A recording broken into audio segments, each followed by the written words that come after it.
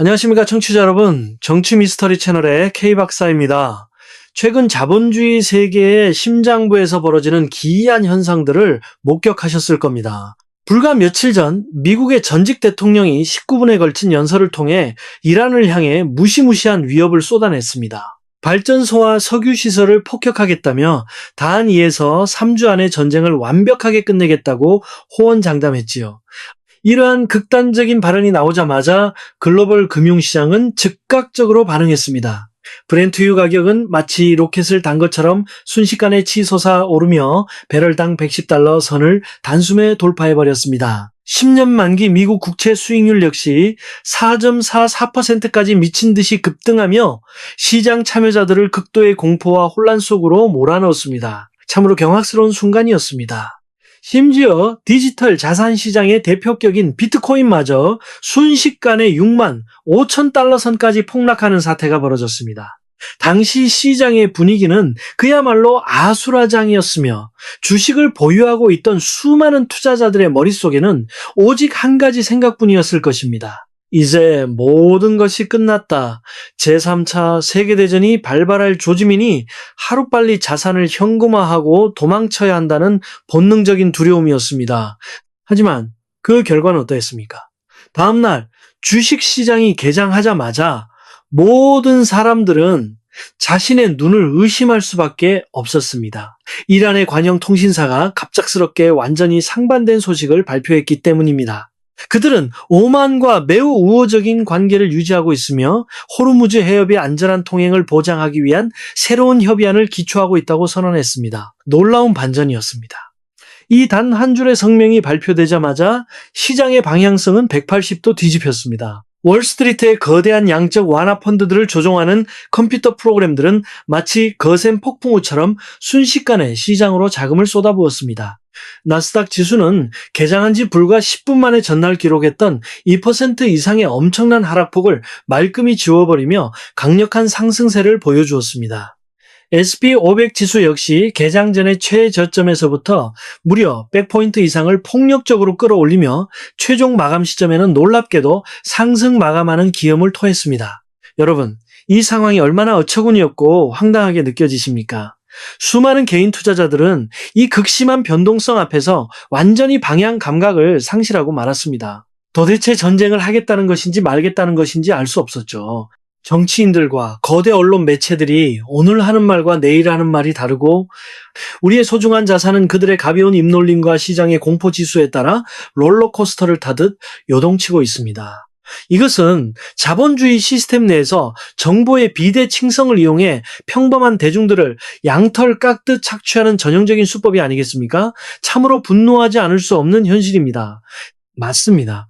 만약 여러분이 언론이 쏟아내는 자극적인 뉴스 헤드라인에만 시선을 고정하고 있다면 10중 8구 거대 자본의 먹잇감이 되고 말 것입니다. 왜냐하면 오늘 제가 여러분과 심도 있게 나누고자 하는 진짜 이야기는 이토록 극단적으로 분열되고 혼란스러운 시장의 표면 아래에서 이미 조용히 그러나 거대하게 시작된 자본의 대이동에 관한 것이기 때문입니다. 월스트리트의 가장 교활하고 영리한 자본, 이른바 스마트머니를 굴리는 세력들의 시선은 이미 늙은 정치인의 마이크를 훨씬 뛰어넘어 저 멀리를 내다보고 있습니다. 그들은 대중이 상상하는 것보다 훨씬 더 깊고 복잡한 지정학적 체스 게임을 벌이고 있는 중입니다. 현재 글로벌 시장을 관통하는 핵심 줄거리는 결코 단순한 전쟁 발발 여부가 아닙니다. 이것은 최근 골드만삭스의 자금 흐름 보고서 유출을 통해 드러난 거대 기관들의 치밀한 방어적 역습 전략입니다. 또한 글로벌 물류의 지정학적 인후부를 장악하려는 패권 경쟁 이후에 수동적으로 강화되고 있는 달러와 미국 국채 시스템의 재편 과정이며 더 나아가 인공지능 연산 능력을 떠받치는 물리적 공급망에 대한 치명적인 차원 축소 타격의 전조입니다. 정보량이 상당히 많고 복잡하게 느껴지실 겁니다. 하지만 조급해 하실 필요 없습니다. 따뜻한 차 한 잔을 드시면서 저와 함께 이 얽히고 설킨 실타래를 하나씩 차분하게 풀어보시죠. 가장 먼저 추적할 첫 번째 단서는 바로 우연히 혹은 의도적으로 유출된 골드만삭스의 기밀 자금 흐름 보고서입니다. 이 데이터는 우리에게 매우 중요한 진실을 말해줍니다. 이 최신 데이터는 매우 흥미로우면서도 그 이면을 들여다보면 등골이 서늘해지는 이야기를 담고 있습니다. 골드만삭스 주요 경제 업무 부서의 정밀한 통계 자료에 따르면 바로 지난 3월 한 달 동안 전 세계의 거대 헤지펀드들, 즉 우리가 흔히 말하는 그 똑똑하고 냉혹한 자본 세력들이 무려 13년 만에 최대 규모의 순매도를 단행했다는 사실이 밝혀졌습니다. 잘못 들으신 것이 아닙니다. 무려 13년 만에 최고치입니다. 그렇다면 그들은 도대체 시장에서 무엇을 그토록 미친 듯이 내다 팔고 있었던 것일까요? 매도와 매수의 비율은 상상을 초월하는 극단적인 수치인 7.6대 1까지 치솟았습니다. 이것이 도대체 경제학적으로 그리고 시장 심리적으로 어떤 의미를 지니는지 명확하게 이해하실 필요가 있습니다. 이것을 도박판에 비유하자면 이 거대 자본가들은 자신들이 1달러의 판돈을 걸 때마다 동시에 7달러 60센트를 시장이 무너진다는 쪽에 베팅했다는 뜻입니다. 이러한 기형적인 투자 행태는 결코 향후 시장의 성장성을 긍정적으로 전망하는 자들의 모습이 아닙니다. 오히려 하늘이 무너져 내릴 거대한 재앙을 직감하고 다급하게 방공호를 찾고 있는 자들의 절박한 몸부림입니다. 더욱 흥미롭고 기괴한 세부 사항은 그 다음에 등장합니다. 이들 거대 금융기관들의 총 레버리지 비율, 즉 그들이 외부에서 자금을 차입하여 투자하는 총 규모는 놀랍게도 역사상 최고치를 경신했습니다. 돈을 빌릴 수 있는 한계치까지 끌어다 쓰고 있다는 뜻입니다. 그런데 이와 동시에 이들의 순 레버리지 비율은 오히려 큰 폭으로 하락하는 기현상이 발생했습니다. 순 레버리지 비율이란 상승에 베팅하는 롱 포지션에서 하락에 베팅하는 숏 포지션을 뺀 나머지, 즉 실제 시장에 노출된 순수한 위험 부담액을 의미합니다. 이것이 크게 줄었다는 것은 무엇을 의미할까요? 한번 곰곰이 생각해 보십시오.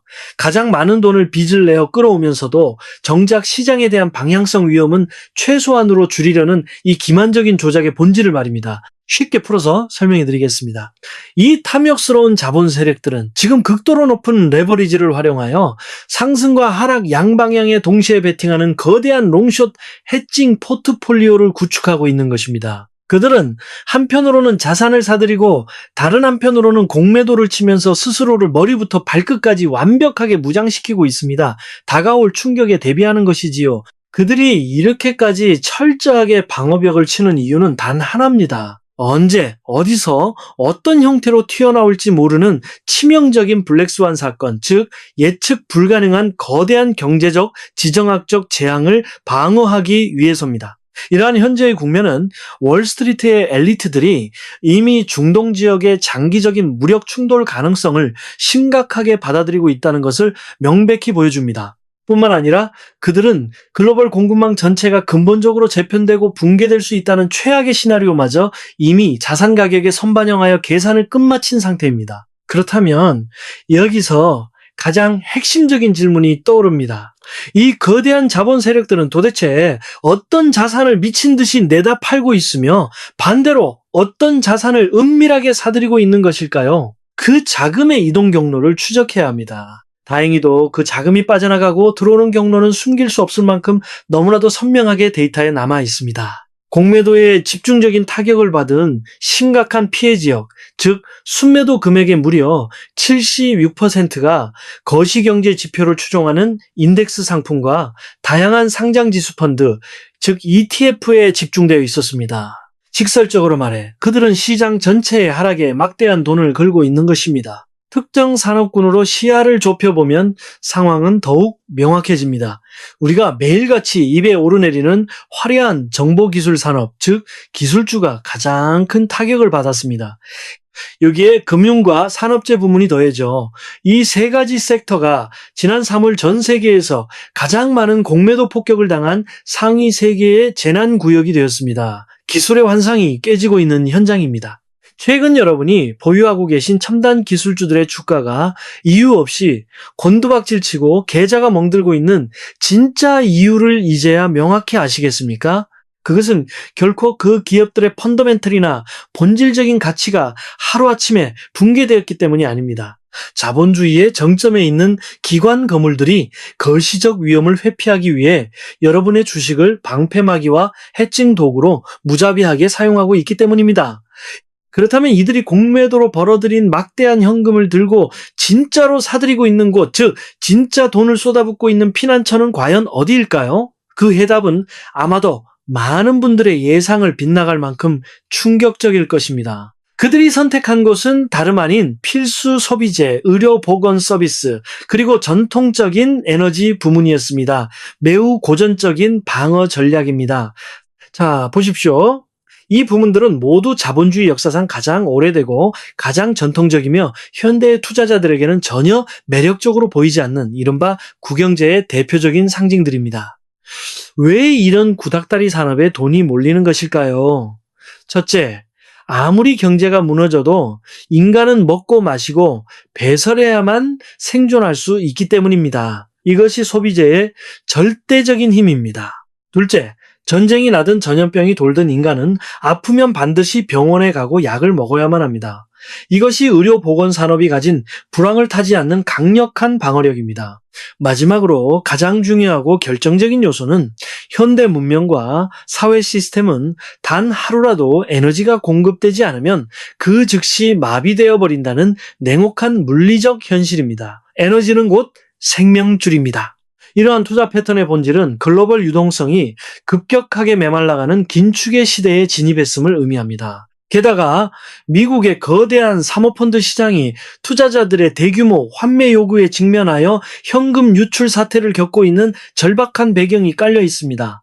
이러한 악조건 속에서 기관 투자자들이 생존을 위해 어쩔 수 없이 선택해야만 하는 가장 극단적인 자기 보존 전략인 셈입니다.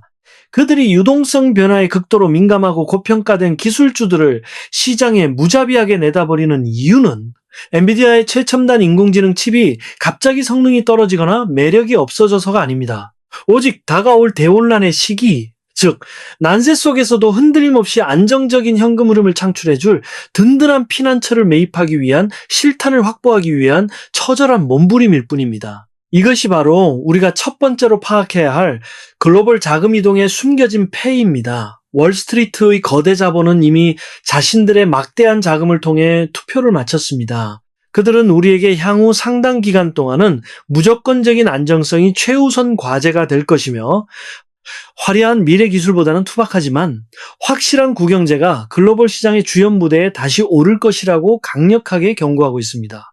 자, 자금의 흐름에 대한 분석은 이 정도로 갈무리하고 이제 한 단계 더 깊은 시면으로 들어가 보겠습니다. 도대체 왜 한물 같다고 여겨지던 국영제가 갑자기 다시 막강한 힘을 발휘하게 된 것일까요? 이 현상의 기저에 깔린 핵심 논리는 단 두 개의 단어로 요약될 수 있습니다. 바로 지정학적 프리미엄과 미국 국채 시스템의 닫힘입니다. 이 두 개념을 명확히 이해해야 합니다. 이 두 단어가 겉으로는 매우 복잡하고 학술적으로 들릴지 모르지만 사실 그 속내를 낱낱이 파헤쳐보면 전혀 복잡할 것이 없는 제국주의적 자본 논리일 뿐입니다. 먼저 지정학적 프리미엄이라는 개념부터 짚고 넘어가겠습니다.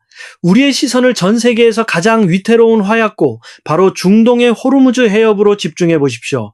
이곳은 세계 경제의 목줄과도 같은 곳입니다.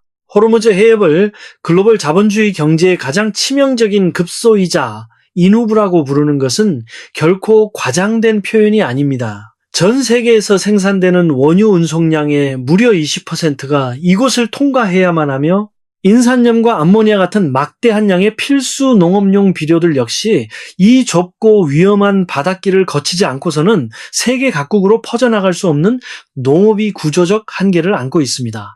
이러한 맥락에서 최근 이란이 오만과 체결하려 했던 그 기묘한 통행 협의안을 다시 들여다보면 상황이 매우 흥미로워집니다. 표면적으로 그들이 내세운 명분은 듣기에 아주 그럴싸합니다. 지나가는 선박들에게 안전한 항해를 위한 내비게이션 서비스를 제공하고 구조 작업을 지원하여 해상 안전을 완벽하게 보장하겠다는 것입니다. 참으로 평화롭고 친절한 제안처럼 들립니다. 하지만 그들의 진짜 속내를 꿰뚫어 보십시오. 이것은 과거 봉건 시대에 이 길은 내가 닦았고 이 나무는 내가 심었으니 이곳을 무사히 지나가고 싶다면 마땅히 통행료를 내놓으라고 강요하던 노상 강도들의 전형적인 수법과 도대체 무엇이 다릅니까? 국제해양법 협약이라는 껍데기에 따르면 이러한 국제해협은 모든 국가의 선박이 무해 통항권을 보장받아야만 하는 공해상입니다. 이란 당국 역시 이러한 국제법적 제약을 너무나도 잘 알고 있습니다. 만약 그들이 무력으로 해협을 전면 봉쇄한다면 그것은 즉각적으로 전 세계를 상대로 전쟁을 선포하는 자살 행위가 될 것임을 그들도 인지하고 있습니다. 그래서 그들은 훨씬 더 교활하고 세련된 방식으로 전략을 수정했습니다. 무식하게 길을 막는 대신 이른바 부가가치 서비스를 강제하겠다는 것입니다. 우리는 해협을 봉쇄하지 않는다. 다만 너희가 이곳을 지나가고 싶다면 사전에 우리에게 정식으로 통행을 신청하고 우리의 철저한 통제와 감시 시스템을 받아들여야만 한다. 우리가 너희의 항로를 유도해주고 기뢰로부터 항도를 청소해 줄 테니 그에 합당한 막대한 서비스 요금을 지불하라는 논리입니다. 이것은 사실상 글로벌 물류의 목줄을 쥐고 흔들겠다는 선언입니다. 이러한 조치는 전 세계가 자유롭게 이용해야 할 공공의 고속도로를 강제로 자신들의 사유재산인 유료 톨게이트로 둔갑시키는 그 강무도한 행위와 다를 바 없습니다. 이 교묘한 전략의 가장 끔찍한 점은 그들이 국제법의 허점을 교묘하게 파고들어 직접적인 전쟁 명분을 주지 않으면서도 실질적으로는 글로벌 물류의 심장부를 완벽하게 통제하고 전 세계를 착취하려는 목적을 달성했다는 데 있습니다. 만약 이들의 톨게이트 전략이 완전히 정착된다면 세계 경제에는 어떤 재앙이 닥치겠습니까? 전 세계 에너지와 농업 생산의 근본적인 원가에 영구적이고 장기적인 상승 압력이 가해지게 됩니다. 원유 가격이 단기적으로 오르내리는 것은 표면적인 현상일 뿐입니다. 해협 통행세라는 구조적 비용이 고착화되면 우리가 사용하는 모든 기름 한 방울, 비료 한 포대의 가격에 영원히 그 비용이 전가될 것입니다. 아마 많은 분들이 언론의 소음에 가려져 눈치채지 못하셨겠지만 농업 생산의 핵심인 인산염과 암모니아 같은 필수 비료의 국제거래 가격은 최근 이미 70% 이상 폭등하는 경악스러운 상승세를 보였습니다. 비료 가격의 폭등은 곧바로 전 세계적인 식량 가격의 연쇄 폭등을 의미합니다. 에너지와 식량, 이 두 가지는 인류 생존의 필수 요소이자 인플레이션을 떠받치는 거대한 기둥입니다. 이 필수재들의 가격이 장기적으로 계속해서 상승한다면 현재 전 세계를 고통에 빠뜨리고 있는 살인적인 고물가 현상은 결코 단기간에 혹은 중앙은행의 금리 조작 따위로 쉽게 해결될 수 없다는 절망적인 결론에 도달하게 됩니다. 전 세계의 평범한 인민들이 이 지정학적 통행세를 대신 지불하며 혹독한 인플레이션의 고통을 감내해야만 하는 비극적인 상황이 도래한 것입니다. 심지어 미국 본토의 서민들조차 갤런당 4달러를 돌파한 끔찍한 휘발유 가격에 신음하고 있는 이 아비규환의 상황 속에서 과연 무대 뒤에서 미소를 지으며 잔을 부딪히고 있는 진짜 승자는 누구일까요? 당연하게도 북미의 거대 에너지 독점 기업들과 군산복합체들입니다. 전쟁과 위기의 나팔 소리가 울려 퍼지자마자 그들의 탐욕스러운 금고는 막대한 부로 채워지기 시작했습니다. 수치를 보십시오. 엑슨모빌의 주가는 위기가 시작된 이후 무려 42%나 폭등했고 쉐브론 역시 37%라는 경이적인 상승률을 기록했습니다. 이뿐만이 아닙니다. 로키드 마틴과 같은 미국의 대표적인 군수 기업들의 주가는 50% 이상 치솟았습니다.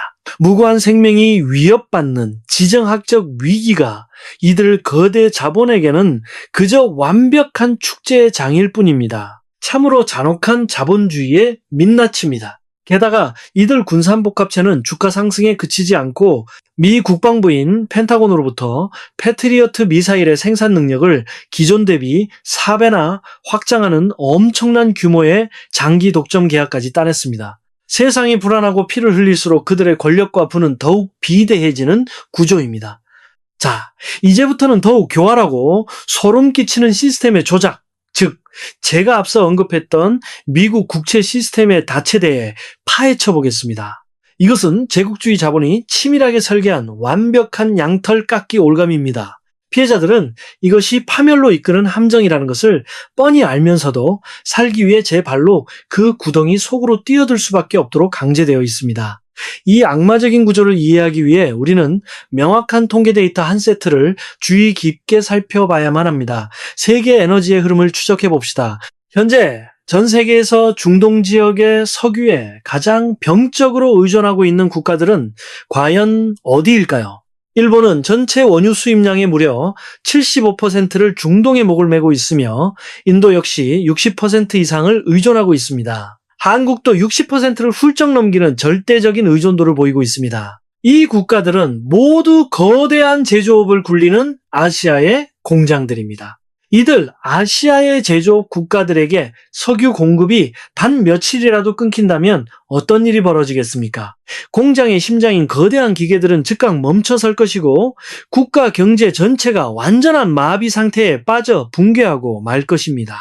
자, 이제 이 사실을 머릿속에 담아두고 완전히 다른 각도의 데이터를 하나 더 살펴보겠습니다. 현재 미국 국채를 가장 많이 보유하고 있는 해외 호구 국가들은 어디일까요? 놀랍게도, 아니 전혀 놀랍지 않게도 그 정답은 바로 일본, 인도, 한국과 같은 아시아의 동맹국이자 제조업 기반 국가들입니다. 이제 이 이질적으로 보이는 두 가지 사실을 하나로 연결해 보십시오. 무언가 소름 끼치는 진실의 퍼즐이 맞춰지지 않으십니까? 중동의 호르무즈 해협이 이란의 통제하에 들어가 더 이상 안전하지도 저렴하지도 않은 위험구역으로 변해버린다면 어떻게 되겠습니까? 이 불쌍한 아시아의 제조업 대국들은 선택의 여지가 없습니다. 생존을 위해 울며 겨자 먹기로 기존의 중동 거래처를 버리고 다른 안전한 석유 공급처를 찾아 필사적으로 헤매야만 합니다. 그렇다면 현재 전 세계에서 안정적으로 막대한 양의 원유를 공급해 줄 수 있는 곳이 어디에 남아 있습니까? 바로 북미 대륙의 미국 본토와 최근 미국이 사실상 통제권을 쥐고 있는 베네수엘라뿐입니다. 그런데 여러분이 북미나 베네수엘라의 석유를 구매하려고 할 때 넘어야 할 거대한 장벽이 하나 있습니다. 죄송하지만 그 모든 거래의 결제 대금은 오직 미제 달러화로만 지불해야 합니다. 이것이 바로 페트로달러 시스템의 족쇄입니다. 이로써 제국주의적 자본주의 시스템을 지탱하는 완벽하고도 폭력적인 착취의 폐쇄 회로가 완성되는 것입니다. 피할 수 없는 덫입니다. 이 악랄한 지정학적 설계는 최근 전 세계적으로 들불처럼 번져나가던 탈달러화, 즉 달러 패권으로부터 벗어나려는 제3세계의 주체적인 시도들을 단숨에 짓밟고 목을 졸라버렸습니다. 당신들이 다른 지역에서 통화 스와프를 맺든 달러를 우회하는 지역 화폐 결제망을 구축하든 아무런 소용이 없습니다. 당신이 제조업 국가로서 석유를 필요로 하는 한 말입니다. 가장 핵심적인 석유 공급망에서 문제가 발생하고 생존이 위협받는 순간 이 국가들이 선택할 수 있는 유일한 생명줄은 결국 굴욕적으로 고개를 숙이고 다시 제국주의의 상징인 달러의 품으로 돌아가 달러를 구걸하는 것뿐입니다. 그리고 그 막대한 석유를 사기 위해 이 국가들의 중앙은행은 국부를 헐어 엄청난 규모의 달러를 외환보유고에 강제로 비축해 두어야만 합니다. 그런데 그 엄청난 달러 뭉치를 그저 금고에 처박아 둘 수만은 없지 않겠습니까? 화폐 가치의 하락을 방어하고 조금이라도 이자를 얻기 위해 어딘가에 투자를 해야만 합니다. 그렇다면 그 막대한 달러로 살 수 있는 가장 안전하고 유동성이 풍부한 자산은 전 세계에 단 하나뿐입니다. 바로 미국 정부가 발행한 종이 쪼가리, 즉 미국 국채입니다. 강제적인 채권 매입의 굴레입니다. 이러한 기만적인 순환고리를 통해 무려 39조 달러라는 천문학적인 규모로 불어나 언제 붕괴할지 모르는 미국의 거대한 국가부채 시스템은 아시아 국가들이라는 끊임없는 그리고 강제적인 채권 매입 호구들을 확보하게 되는 것입니다. 여러분, 이것은 결코 허황된 음모론이 아닙니다. 이것은 전 세계의 눈앞에서 버젓이 벌어지고 있는 제국주의의 노골적인 양모, 즉 공개된 계략입니다. 미국은 단지 특정 지역의 지정학적 갈등을 적절히 조장하고 방관하는 것만으로도 자국의 에너지 기업과 군산복합체를 살찌울 뿐만 아니라 흔들리던 달러 패권과 붕괴 직전의 국채 시장까지 완벽하게 방어해내는 일석삼조의 효과를 누리고 있습니다. 이 판을 설계한 자들의 교활함은 참으로 혀를 내두를 정도로 정교하고 치밀합니다. 우리는 이 잔혹한 현실을 직시해야 합니다. 자, 지금까지 국영제의 밑바닥에 깔린 끔찍한 논리적 재편 과정을 살펴보았습니다.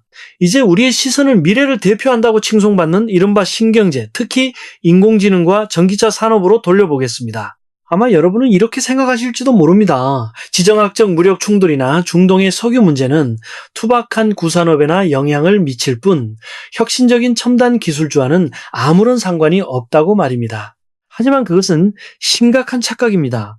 상관이 없는 것이 아니라 오히려 신경제의 근간을 송두리째 파괴할 수 있는 압도적인 차원 축소 타격의 위험이 도사리고 있습니다. 과거 우리는 새로운 기술 혁신 시대에 경쟁력이란 오직 뛰어난 소프트웨어 알고리즘이나 기발한 비즈니스 모델에 있다고 맹신해 왔습니다. 하지만 최근 이란의 군사적 움직임은 우리에게 뼈아픈 진실을 일깨워 주었습니다. 그 뼈아픈 진실이란 화려한 가상세계와 신경제의 생명줄 역시 결국에는 극도로 취약하고 부서지기 쉬운 물리적 기반 위에 아슬아슬하게 세워져 있다는 사실입니다. 신경제는 결코 물리적 병목 현상으로부터 자유로울 수 없습니다.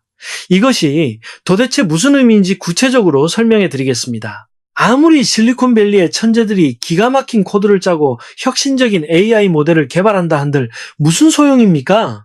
그 위대한 알고리즘과 인공지능 모델들은 결국 거대한 물리적 하드웨어인 서버 위에서 돌아가야만 합니다. 그리고 그 수많은 서버들은 막대한 전력을 소모하며 굉음을 내는 데이터 센터라는 거대한 건물 안에 물리적으로 안치되어 있어야만 합니다. 데이터 센터는 가상의 공간이 아닙니다.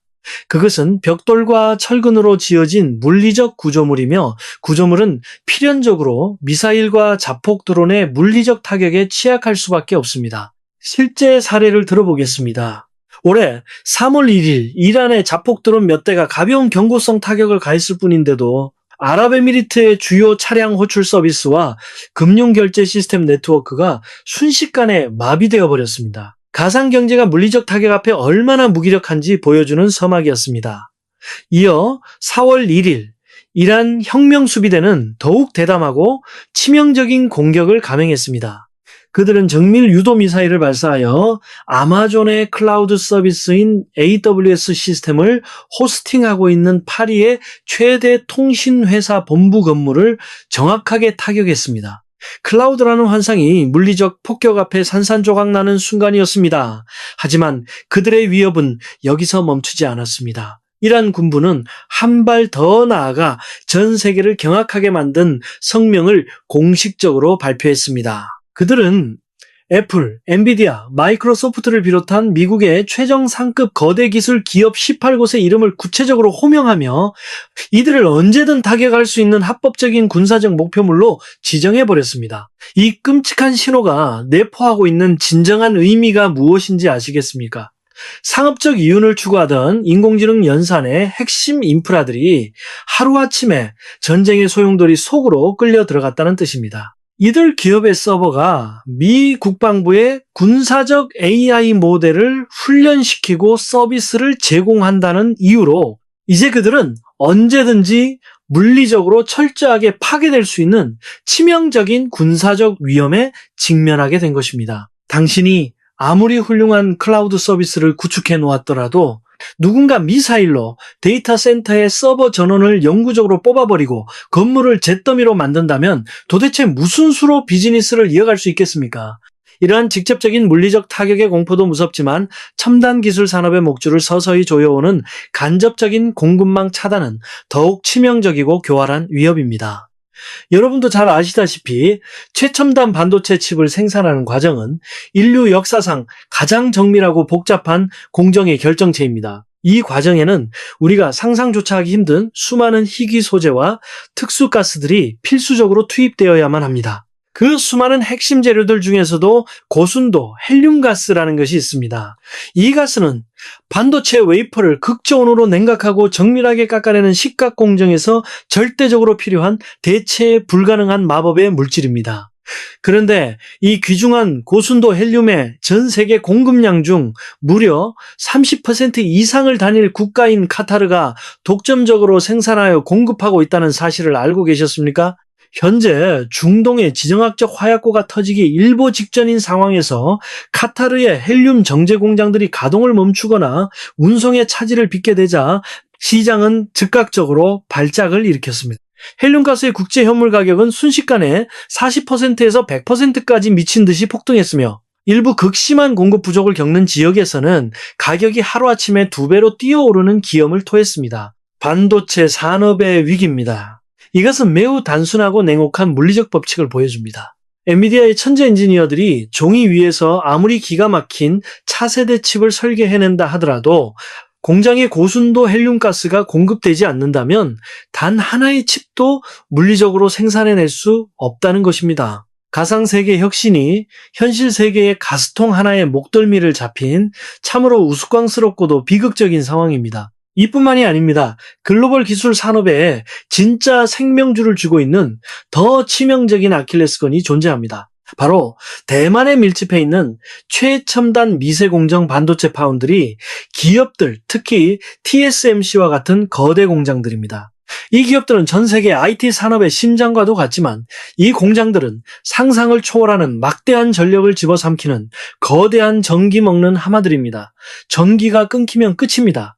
대만의 이 거대한 반도체 공장들이 밤낮 없이 돌아가기 위한 막대한 전력은 대체 어디서 생산되는 것일까요?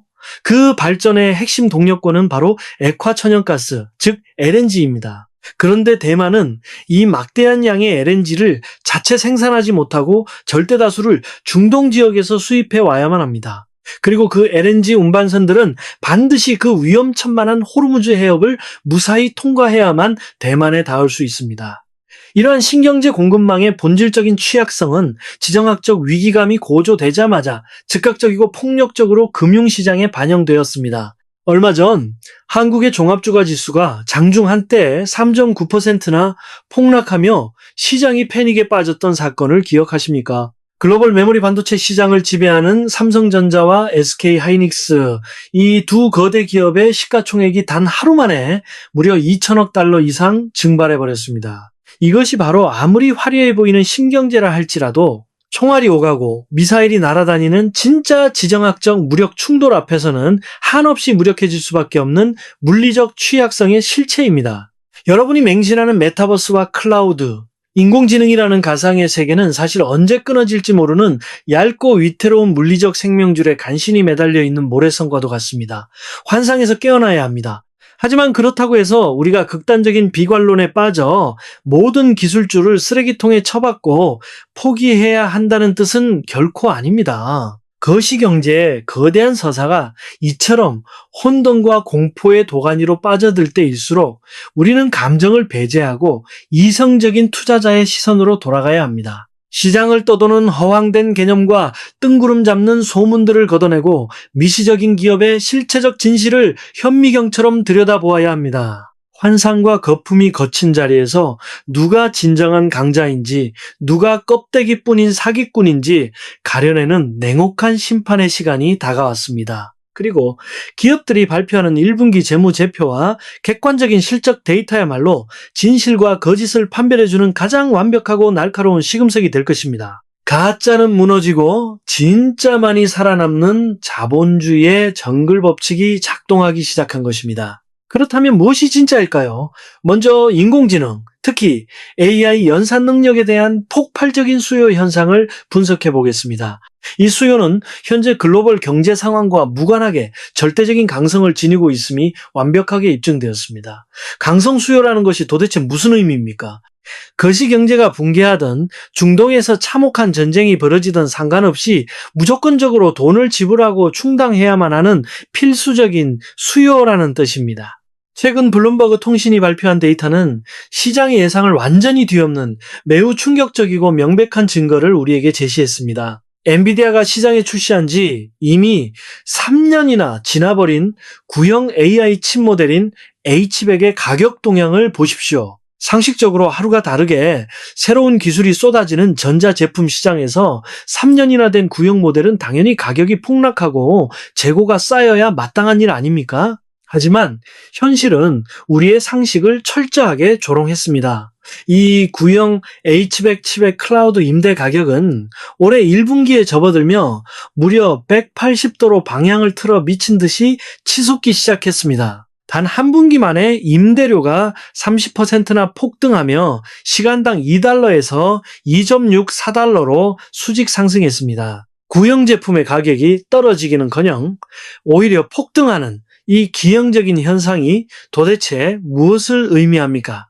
이것은 현재 글로벌 시장에서 AI 연산을 처리할 수 있는 물리적인 하드웨어 공급량이 수요를 감당하기에는 턱없이 부족하다는 것을 증명하는 결정적 증거입니다. 거대 기술 기업들은 이제 최신형이든 구형이든 찬밥 더운 밥을 가릴 처지가 아닙니다. 시장에 패권을 쥐기 위해 당장 눈앞에 보이는 칩을 닥치는 대로 쓸어 담아야만 하는 그야말로 피말리는 생존 경쟁이 벌어지고 있는 것입니다.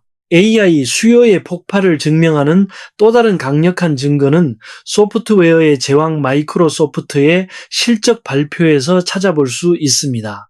마이크로소프트는 자사가 야심차게 출시한 인공지능 비서 코파일럿의 유료화 모델 전환 결과를 내부적으로 확인했습니다. 과거 무료 체험판 시절 불과 3%라는 초라한 전환율에 머물렀던 코파일럿이 놀랍게도 본격적인 유료 판매로 전환된 이후 폭발적인 반응을 얻었습니다.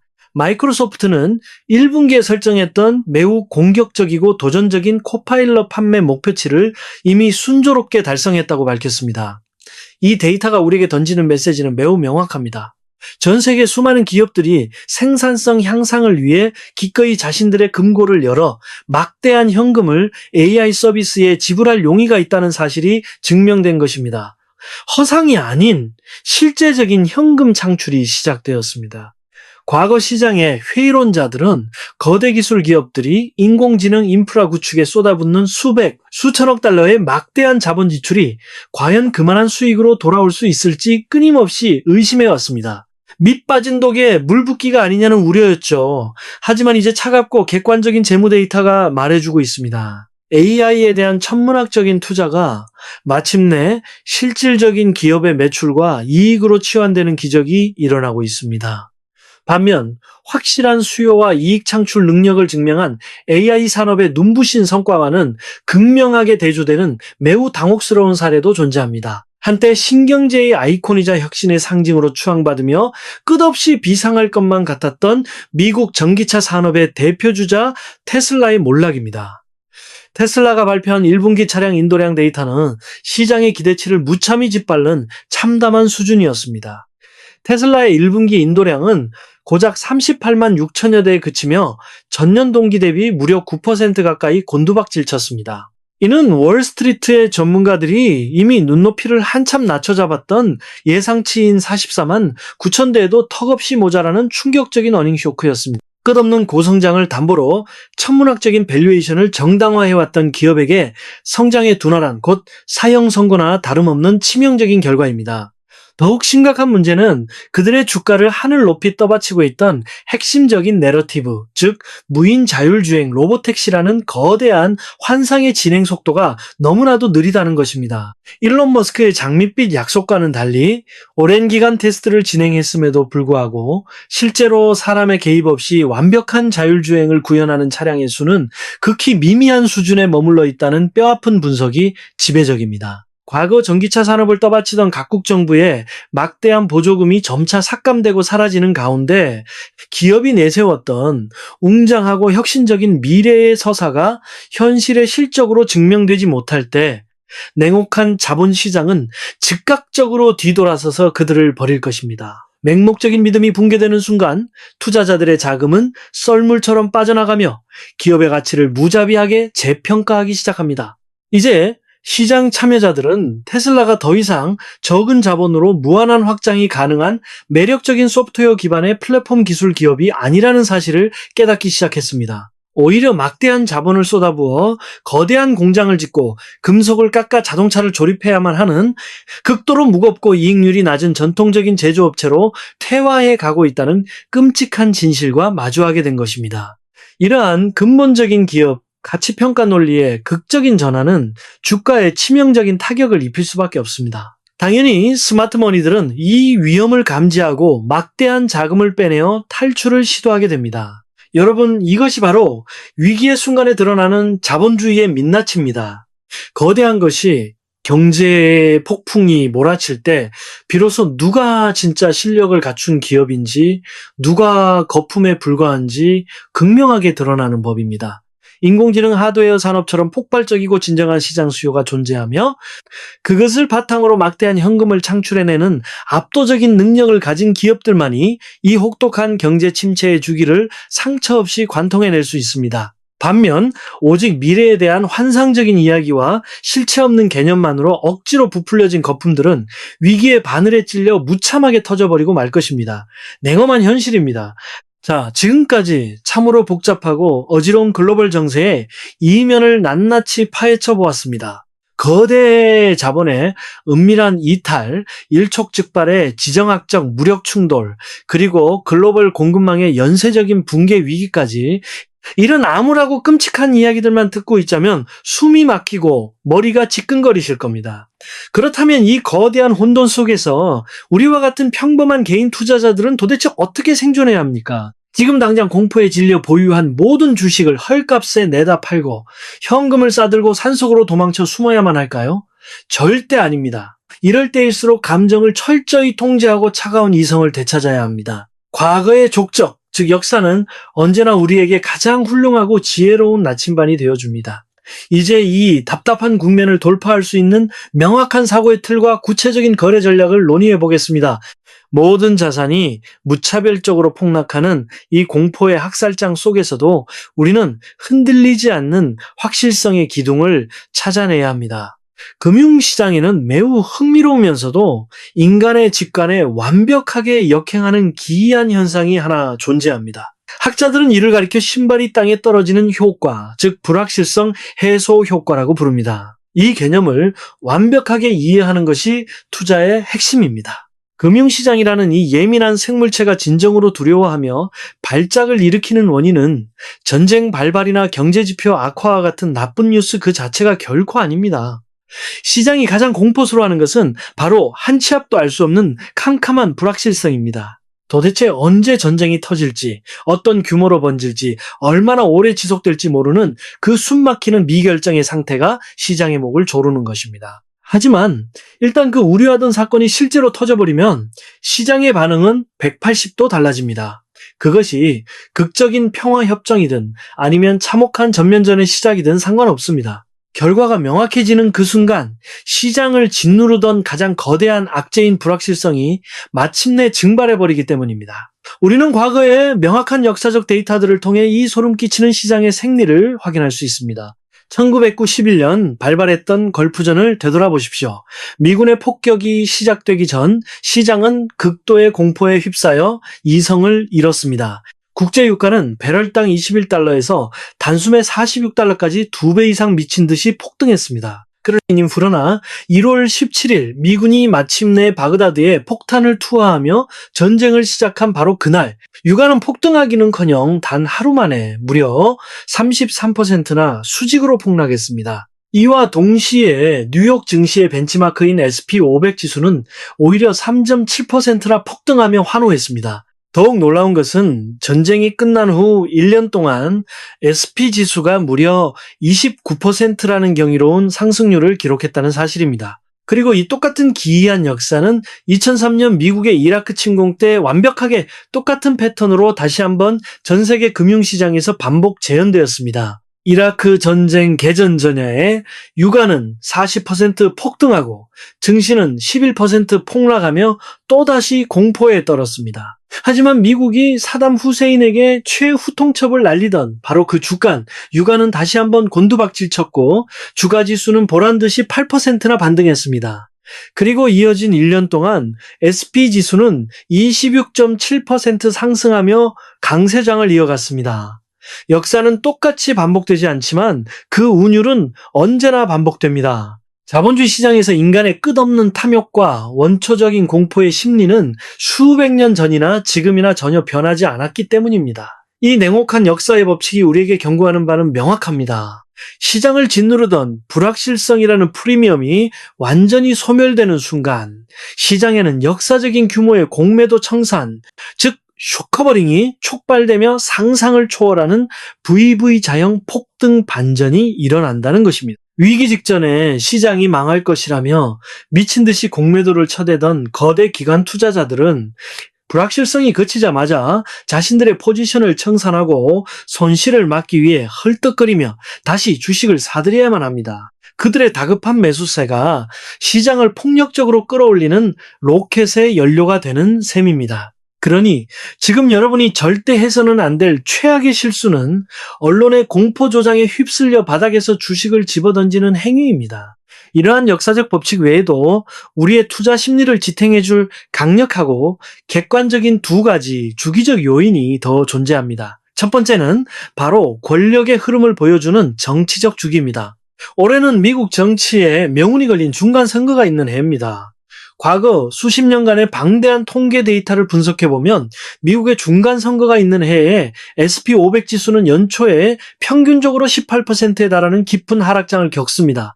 지금 주식시장이 무섭게 폭락하는 현상 역시 이러한 역사적 통계의 궤적을 한치의 오차도 없이 정확하게 따라가고 있는 자연스러운 과정일 뿐입니다.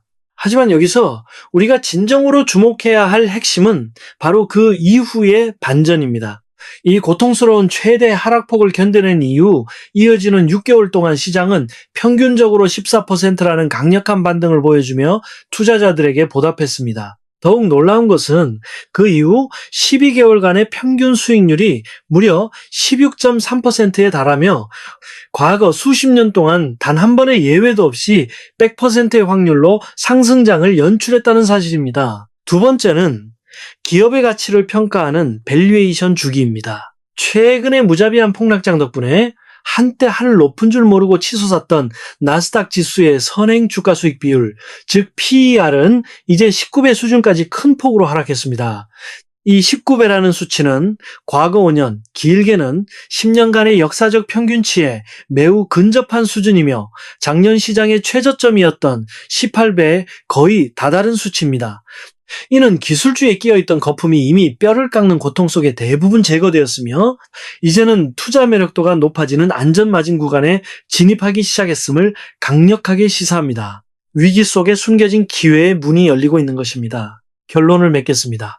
하루하루 쏟아지는 자극적인 뉴스에 일희일비하며 도박하듯 단기 매매에 빠지지 마십시오. 거대 자본이 던져주는 공포의 이면을 꿰뚫어보고 시장의 비이성적인 폭락을 활용하여 진정한 실적을 내는 AI와 우량 자산을 끈기 있게 모아가야 할 때입니다. 자본주의의 거대한 주기는 반드시 인내하는 자에게 보상을 내립니다. 지금까지 정치 미스터리 채널의 K박사였습니다. 감사합니다.